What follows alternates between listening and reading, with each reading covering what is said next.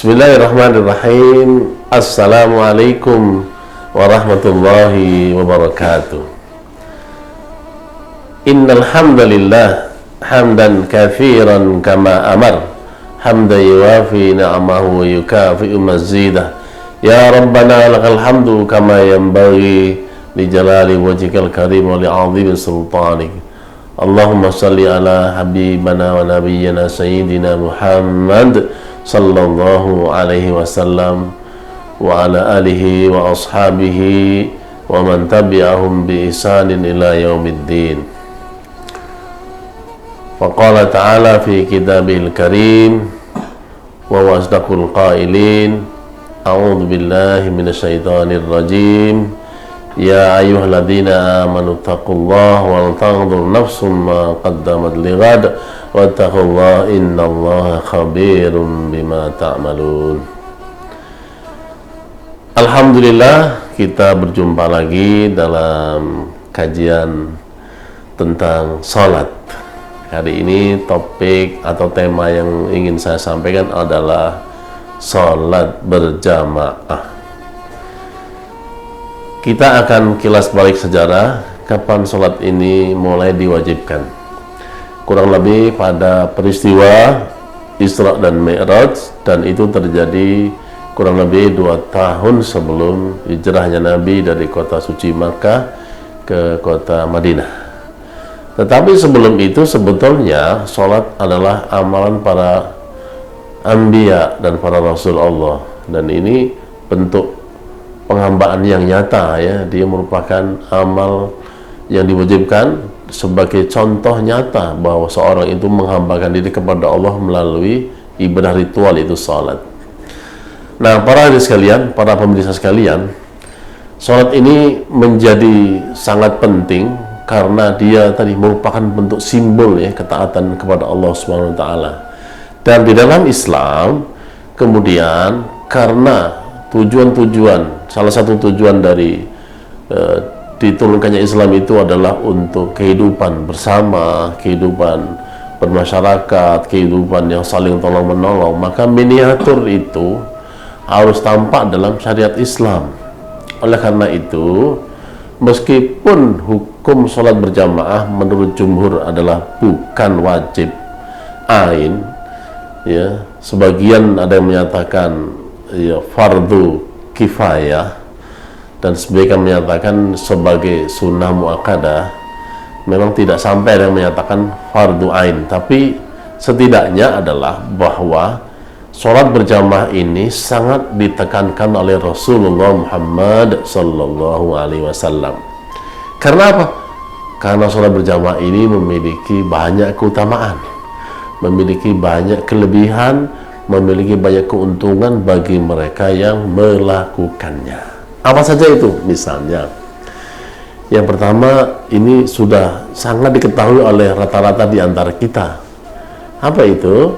Yaitu pahalanya dilipat gandakan hingga 27 kali lipat, ya. Salat jamaah itu afdalu min salatil fardhi, ya, bi arba'in wa sab'ina darajah.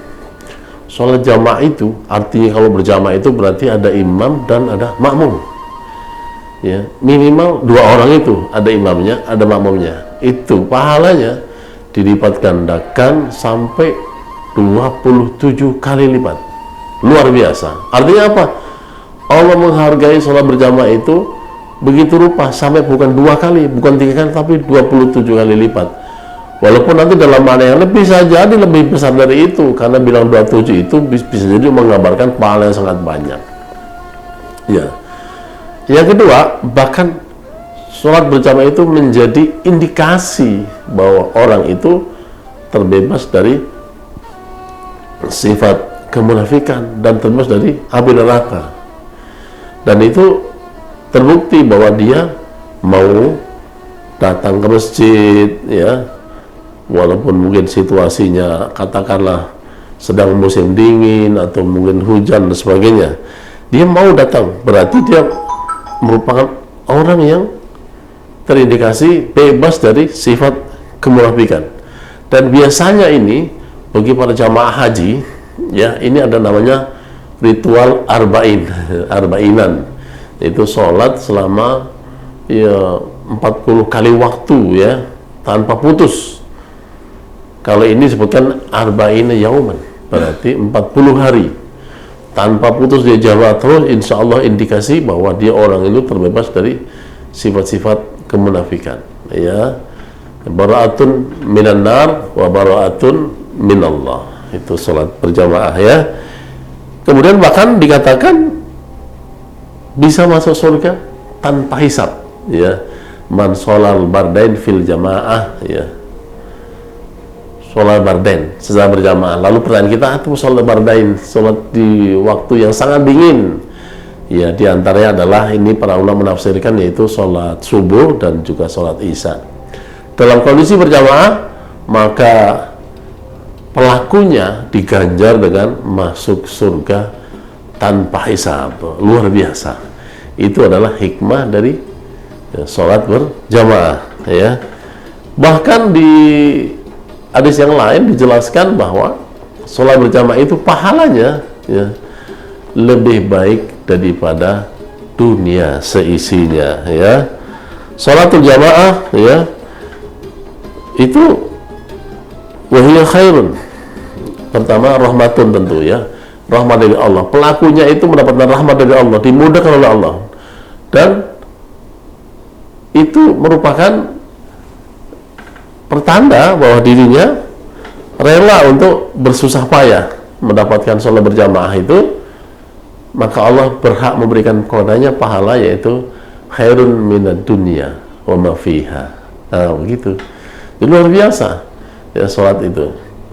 Lain lagi kalau kemudian ada hadis yang lain menyebutkan barang siapa man sholal, ya, jamaah subuh, sholat subuh berjamaah, kemudian setelah itu dia nggak kemana-mana, dia diam, gitu, ya, di masjid itu, kemudian dia berzikir kepada Allah, ya, maka itu pahalanya dia bisa terbebaskan dari api neraka, begitu. Jadi nanti di hadis yang lain bahkan ada sholat subuh ini memiliki kekhususan berjamaah, ya.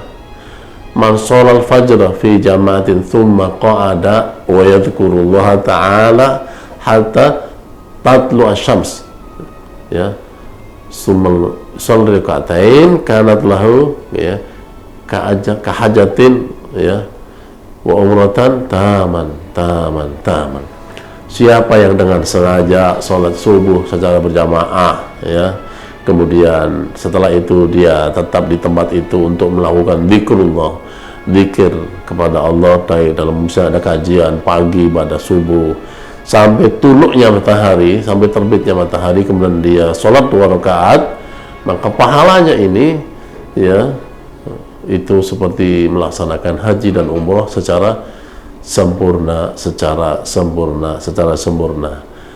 Pemirsa sekalian, sekali lagi saya ingin sampaikan bahwa sholat berjamaah ini meskipun memang bukan kewajiban fardu ain, tapi ini Allah merangsang agar umat Islam, kaum muslimin melaksanakan secara berjamaah. Kenapa? Karena pahalanya sangat luar biasa. Mungkin lebih banyak lagi daripada yang saya sebutkan tadi, tapi intinya adalah semuanya agar kita termotivasi untuk melaksanakan sholat secara berjamaah, terutama jamaahnya adalah tentu di masjid tadi, sesuai dengan ruh Islam, yaitu ingin membangun masyarakat yang kokoh. Jadi ciri jamaah itu adalah ada pimpinannya, ada imamnya, ada makmumnya, dan sang makmum tentu ini syaratnya harus mengikuti imam, ya, dari mulai awal sampai akhir. Kalau makmum ada yang mendahului, itu namanya jamaahnya bisa jadi batal, bahkan bisa dikutuk, kan. Ju'ilal imamu liyutamma bi fa idza kabbara fakabbiru, dan seterusnya. Jadi yang disebut berjamaah itu diantaranya adalah, tadi definisinya adalah sang makmum harus taat pada imamnya, mengikuti arahan dan gerakan imam, sehingga dia berhak mendapatkan pahala yang banyak itu. Dan jangan sampai makmum bahkan menyelisihi atau mendahului imam. Bahkan kalau dia salam duluan berarti dia mufarraqah dari jamaah, maka ia mendapatkan kerugian. Saya kira itu, semoga ada manfaatnya, Ya, bila ada yang kurang dan salah, saya mohon maaf. Billahi taufiq wal hidayah wal afu minkum. Wassalamualaikum warahmatullahi wabarakatuh.